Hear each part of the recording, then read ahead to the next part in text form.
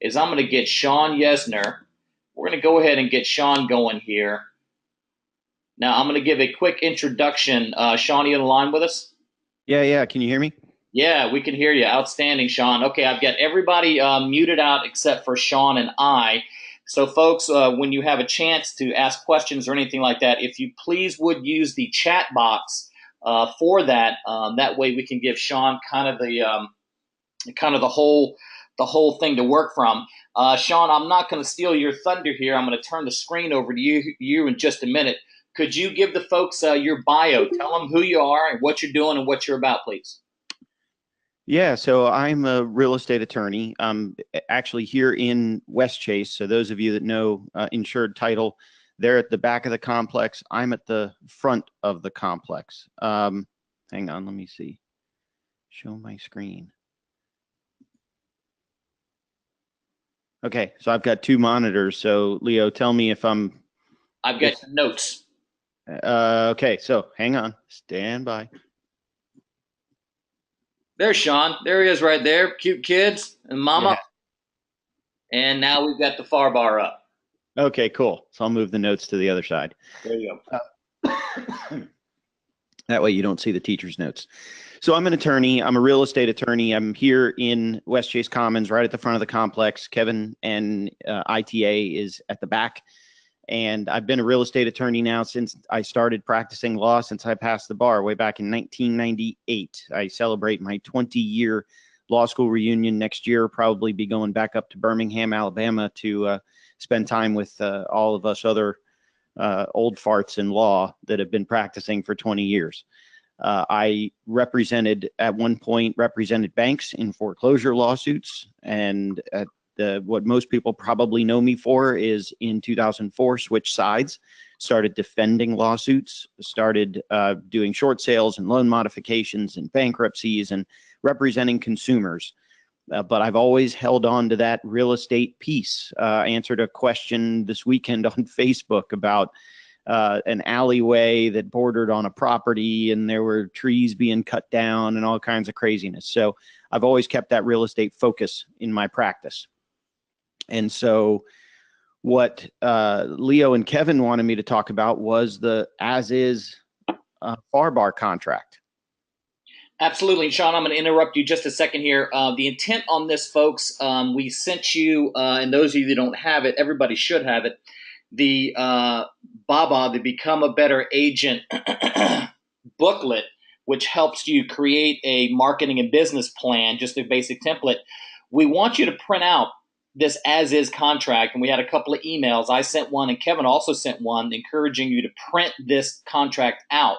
Actually, a manual copy that you can take notes on and create a template, a guide, and Sherry, especially for you, new to real estate, Tom, new to real estate, make a template out of this FAR bar contract with the details that Shawn's going to kind of cover with you, so that when you go to write a contract, you can be very consistent and you know what to put, where to put it, and really what the consequences are if you kind of do it wrong. But make a template out of this, not just take notes. Use the contract itself, take notes on the side of it, laminate it if you want to.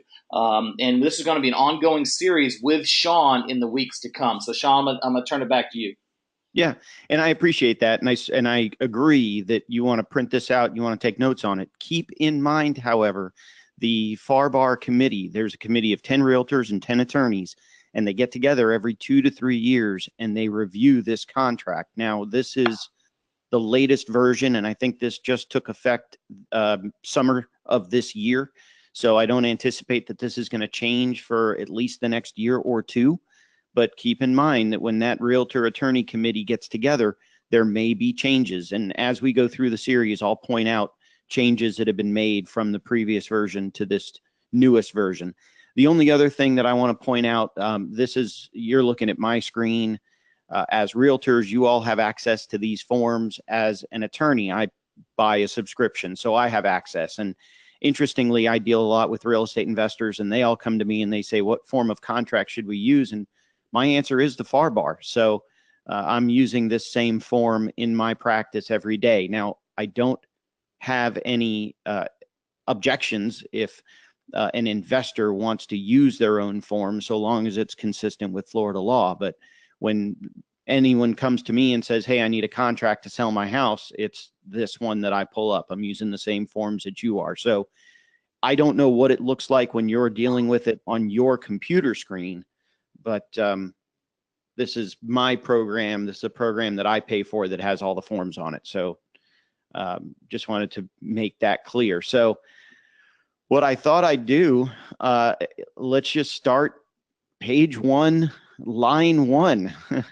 I think, what's our biggest frustration with this form? And a lot of times it's caused by leaving blanks in the form. And so one of the things that I hope to stamp out as we go through this entire series, where are the issues? What are the issues that you can create by leaving blanks in the form? And so that literally starts page 1, line 1. So you look at the seller. What are the seller's names? And you think, well, seller's names, that's easy, right? What about marital status? What about the proper spelling of their name? Anybody have any idea where you can find the proper spelling of the seller's name? Ooh, use your chat box, ladies and gentlemen. Use your chat box, please. All right, Sherry typed in there. And Shawn, can you see the chat box? I can, yeah. Sherry said property tax. And I think that's absolutely right. You can type the description. You can go onto Google and type, county property tax collector, Hillsborough County tax collector, Pinellas County tax collector, whatever it happens to be. Type in the address. I wouldn't necessarily use the name, especially if you're trying to figure out how to spell it. Use the address. That'll pull up the tax bill, and that'll show you. There is another place that you can go. Yeah, and Kevin is saying we never go by the contract. Kevin, this is for you, because if we can all start spelling names properly and getting stuff right, it'll make Kevin's job a lot easier, and I'll get into that in a minute. But other than the property tax collector, anywhere else that you think you can go to find the name of the seller, the correct spelling of the name of the seller? I'm going to guess here. How about that? Yeah, Leo, driver's license will work, but you have to get them to give you the driver's license, which if you're representing the seller, you may have. If you're representing the buyer, you're not going to get the seller's driver's license. Daniel says the deed. That's also correct. So the county clerk of court. So you can go Hillsborough County Clerk of Court, Pinellas County Clerk of Court, and you can look it up that way. And then also the one that I was looking for was the property appraiser. So the tax collector and the property appraiser. A lot of times they go hand in hand. I typically go to the appraiser first because that has a little bit more information about the property. But the appraiser, the tax collector, the clerk of the court, all those will have public records. That'll also tell you, is your seller a junior, a senior? Is your seller the second, the third, the fourth? Shawn Yesner the third, which I'm not. My dad's name is Jack. But, the third, the fourth, whatever. That'll tell you formerly known as. So you have a seller who bought the property when she was single, and then she got married and then took her husband's name. So now that's no longer her name. So you can do Mary Jones, now known as Mary Smith, or Mary Smith, formerly known as Mary Jones. And so that's where you can find all of that information. And that will help out Kevin and his people a ton when they're doing title searches and whatnot. So what else? There was another comment that I saw in here. Yeah, what should be included on the line if there are mistakes on the public record, which happens occasionally? So CM asked a question here about mistakes on the public record. If I would be consistent with the public records, if there are mistakes, then that's where you use the formerly known as, or FKA, or also known as, AKA, or now known as, NKA. That's where I would utilize those things. So, and a lot of times if it's just a misspelling of the name, then you may even want to spell it properly on the contract, and that'll clue Kevin in.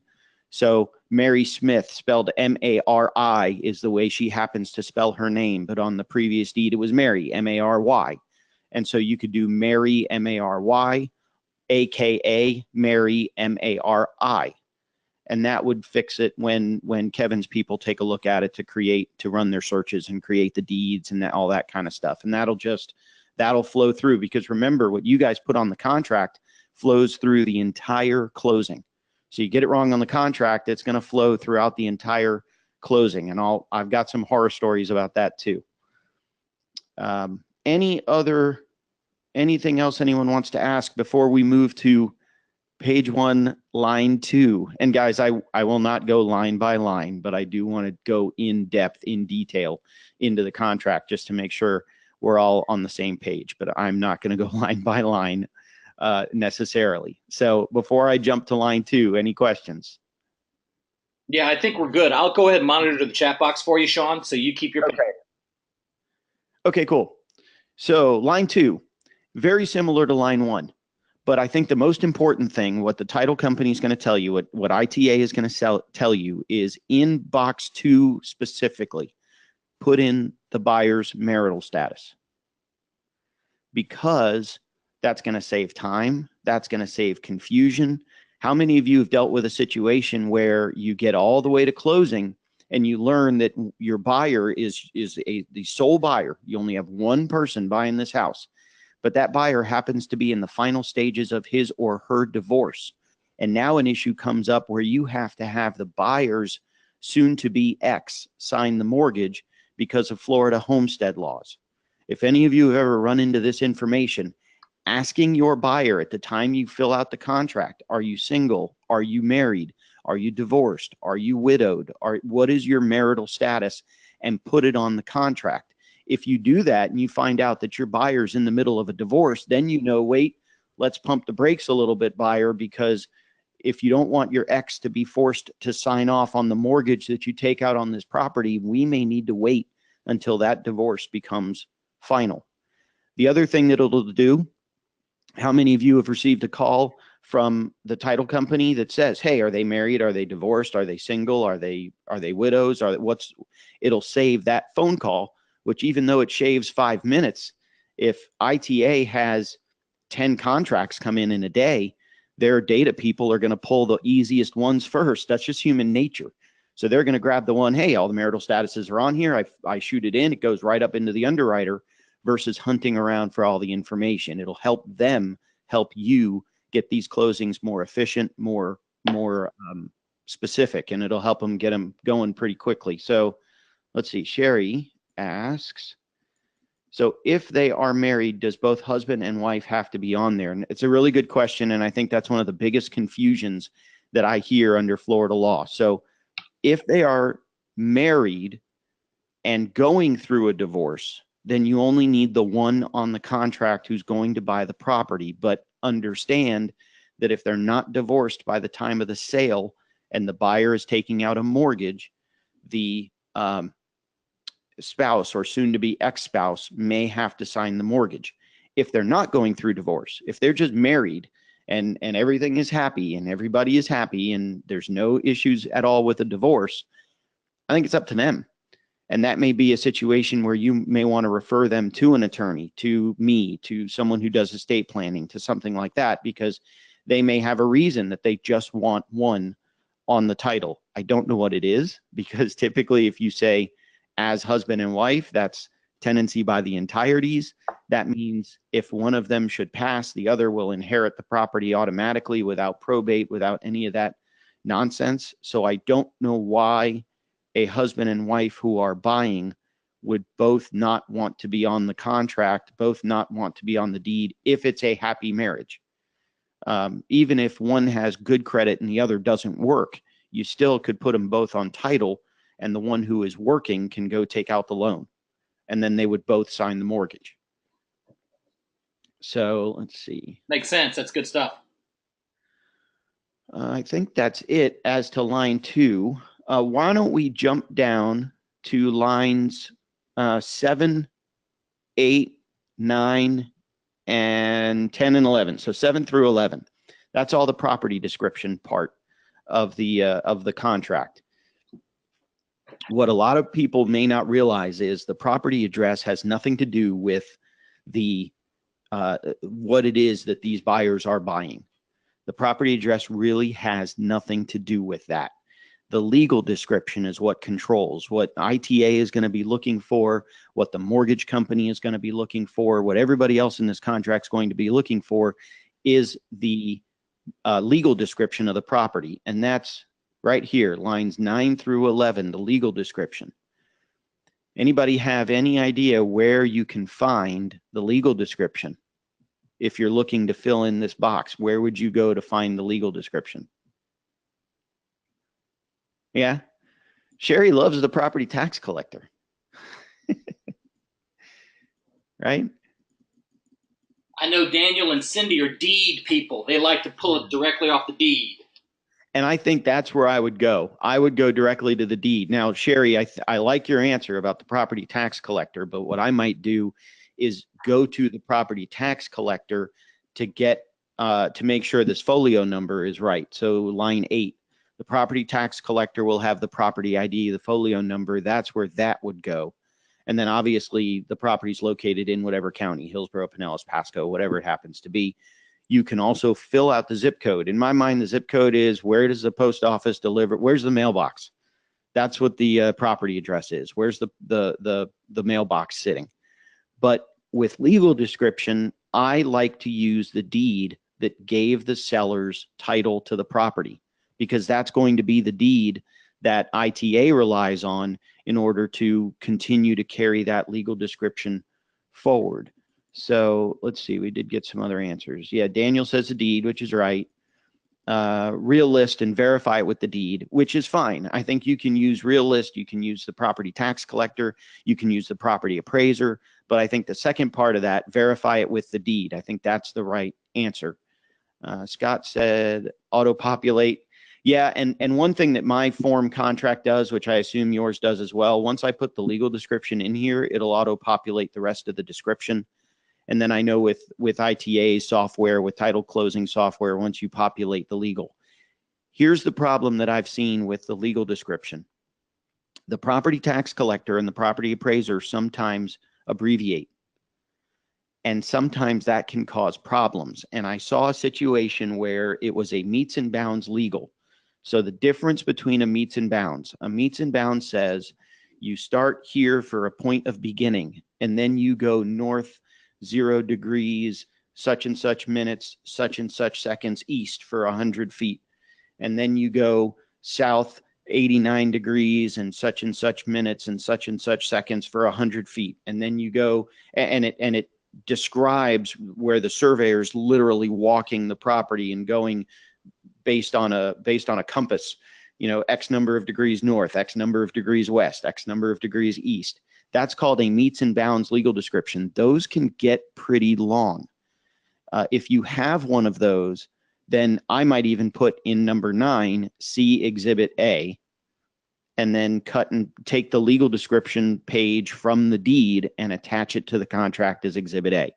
And that way you're not retyping it, because 0 degrees north is pretty much due north. 89 degrees north is east, because you're making a right angle. So you got to be really careful. If you say the southwest when you really mean the southeast, you're describing a totally different piece of property. So I would just pretty much copy it. And what the issue that I saw was, it was actually tied in. It was a foreclosure issue. It was the parties were transferring properties back and forth and back and forth. And years ago, 10 years ago, 15 years ago, somebody said south half instead of north half. And that issue carried through until it got to ITA. And then ITA said, hey, wait a minute, your entire legal description is wrong. And so now we're in the middle of a situation where we're having to go way back in time and potentially file a quiet title action and sue a whole bunch of people that are dead in order to get that legal description corrected. So make sure your legal description is correct. The other type of legal description is lot and block, which in any platted subdivision, lot 1, block 2 of such and such subdivision, according to the public records recorded in plat book X, page Y, Hillsborough County, whatever it is. Those are easy. You can just fill those in. And in fact, I think my program even has here where I can just fill in if it's a plat or if it's a condo, and it just fills in the pieces and it populates. So lot 1, block 2, county is Pinellas, Subdivision name is West Chase. Caps lock is on. Plat book 3, page 4. And you see how it's auto-populating all of that. And then when I click OK, it auto-populates into the contract. I don't know if your programs do this or not. If they do, it's real easy. If they don't worry about it. Just type it in. But again, you'll find that on the deed. So I'm not going to save this thing, so it's not really going to matter. Oh, and it auto-populated Pinellas up here too. There you go. So that was what I wanted to talk about with legal description. Where to find it. What did Kevin? As Shawn is kind of scrolling down here a little bit, I think one of the things when we're putting in the legal description, address, property description, all that kind of stuff, and I think most of the realtors that are on here in experience, they're going to double check that against the deed. I know I had some experience with some condos, especially the towers at Channelside, where the legal description coming out of the developers was wrong, just wrong. And it was very hard to use Realist, and it's very hard to get the correct folio number and all that. Had to go all the way back and get to the deed and really pull it from there. And I did exactly what Shawn said. I just pulled it out, Exhibit A, and dropped it in the back and just put the onus on them instead of having to manually type things in and stuff like that. And condos can be a little tricky like that. And also when it comes to these properties that have been flipped a dozen or so times, errors can creep up, and it makes a nightmare for title. And if nightmare comes with title, then your buyers and sellers have a nightmare. Wouldn't you agree, Shawn? Yeah, I totally agree. And Kevin said, if you fill this out the way Shawn is suggesting, you'd be doing title company a huge favor. In 20 years, with hundreds of meets and bounds, never seen a realtor attach Exhibit A. This will make you Baba. The other thing that I would add to what Kevin said, go back, if you can find the last warranty deed. If you pull up the information and you see a handwritten quitclaim deed, move on to the first typed warranty deed, and then Kevin will absolutely love you. The title company will absolutely love you for providing them with that information, which is typically what I do when I'm creating these contracts. So let's jump to line 15, personal property. So I got a story to tell here. Personal property, the first house that I bought ever for myself. We were filling out the contract. I had been practicing law now for 5-6 years at the time. So I was sitting with my realtor filling out the contract, which was something I did because I knew how to fill it out. And we're going through it. And I said to her, you know, that house had a dishwasher, right? And she said, I'm sure it did. I don't know, but what house doesn't have a dishwasher? Well, we were moving in. I bought a house in Greenbrier. And so any of you that are familiar with Greenbrier, that's the neighborhood in Pinellas County. Most of the front yards are rocks instead of grass. Mine happened to be grass front and back. And so in here, we put dishwasher. Hang on. That's driving me crazy. I'm using my podcasting equipment, so I got my microphone right in my face. I can't type and speak at the same time. Okay. So we put dishwasher in here, and we sent the contract over, and we got a call back from the other agent who said, there is no dishwasher in the house. And so I ended up buying it anyway, but I had to later install a dishwasher in the house. I won't make I've made an off-color joke at previous Babas. I won't repeat it here, but I installed a dishwasher in the house. So you really want to make sure in this section what is included in the purchase, other than the range, the refrigerator, the dishwashers, the disposals, the ceiling fans, the intercom, light fixtures, blah, blah, blah, blah, blah. What else? Is there a water softener system? Have any of you had issues where you wanted something to be included and it wasn't? Yeah, washers and dryers are not included in there, and there's an assumption that when they walk in and see a washer and dryer that the buyers are going to own that. Not necessarily the case. It has to be discussed. Right. Any other strange personal property that you guys have had included? How about pool stuff? Like if they've got fountains and things like that. Now those are typically if they're plumbed in, those are affixed. Like if they have a separate fountain and I don't know whatever kind of in the backyard or whatever, those go with those transfer with the property if they're fixed. Correct?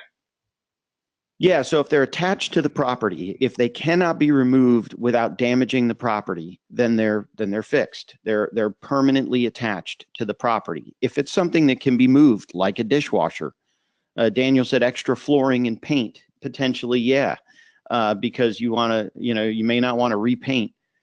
Kids play set, freestanding hot tub, yeah, play set. Scott said play set like a play set in the backyard, like a swing set in the backyard, something like that. Yeah, all of that stuff. So you really have to be certain, if you're the seller, if you're the buyer, what do you want to keep in the property? What do you want to get rid of? So again, this could also help out the sellers. So on the day that the sellers move out, if kids playset is not there on part D, is not there on line 20 or 21, and the kids playset is still there, your buyer's going to walk in and say, well, wait a minute, maybe I don't want this. I don't have kids. I don't need this. So make sure, and then again, the definition of personal property, it can be removed from the property without causing damage. It's not permanently attached to the property. The flip side of that is here on 23 and 24. What are you leaving behind for the buyer? I'm sorry, line E, I misread. Following items are excluded from the purchase. So what is the seller taking with him or her? Are they taking that play set with them? This is where you would put washer dryer if they're taking the washer dryer with them. You could even put refrigerator. And the way that contract law works, these typed in provisions control over the pre-printed provisions. Now, the other thing that I might do, if this is a really expensive refrigerator that the sellers wanted to take with them, mine allows me to go right up here to refrigerator and draw a line through it. And now it's excluded from the personal property section, and it's included in what's being taken with the seller. So all of that right there prevents any he said, she said kind of garbage once we get halfway through the contract where they're starting to move out.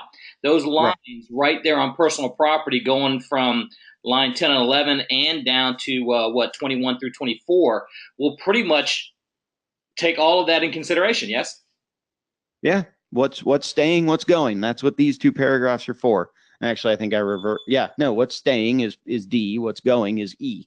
Yeah, there you go. Pretty simple. Shawn had a point there, had one with a chandelier, like a family chandelier kind of thing. And many times they get wrapped up in the sale and they forget about those little details until they start moving out. Then it becomes an issue. Right. Yeah, chandeliers, ceiling fans. I know that I had a situation once, well, actually, even in my own house, when we took down the old ceiling fan that when we moved in and we installed the ceiling fan that we loved. Well, if we move, I may want to take that ceiling fan back down and reinstall the old ceiling fan. So the house is going to have ceiling fans, but it's not going to be the ceiling fans that the buyer saw when they looked at the house. And so you might want to add in here, ceiling fan in the living room, something like that. Right. So that'll illustrate just what ceiling fan you're talking about. Right. Should they take pictures of it? Possibly, but I don't know that I mean, I guess you could say, see exhibit B, since our legal is going to be A, and then you'd attach the picture to exhibit B. The only problem, this thing is already, 12 pages long. How many more pages? Plus, if it's in a condo and you're adding a condo addendum, and if it's in all the other addendums that you can add, it's a short sale, you're adding a short sale addendum, although those are few and far between these days. Yeah. CM has a good question here. How about mounted TVs? Like they get a nice 80-inch TV on the wall mount kind of stuff, and they leave the brackets behind. What's the kind of input on that? Let me see. Yeah, if it's mounted TV leaving behind brackets, yeah. You're probably, the mounted TV, I would think, would go. I don't think anyone would anticipate, although if you're uncertain about it, Mount. Oops. Oh, I'm running out of space. Hang on. Mounted TV. I don't know. How big a TV do you want? 60-inch. There you go. In the living room. And then you would put up here TV mount. Or if you want to bring the TV mount with you, you would go here and TV mount. And then you would just have to repair the wall when you take it off.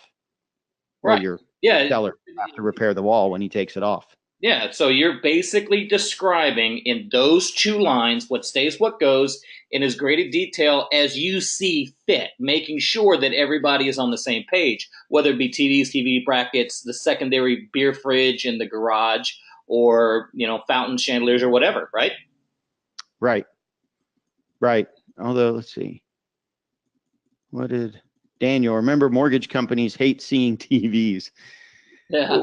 What I think what bothers mortgage companies in these 2 sections, when we get to this next section, which is a purchase price, which I think we're pretty much out of time, but when we get to the purchase price, the question then becomes, what of this personal property is part of the purchase price and what is not?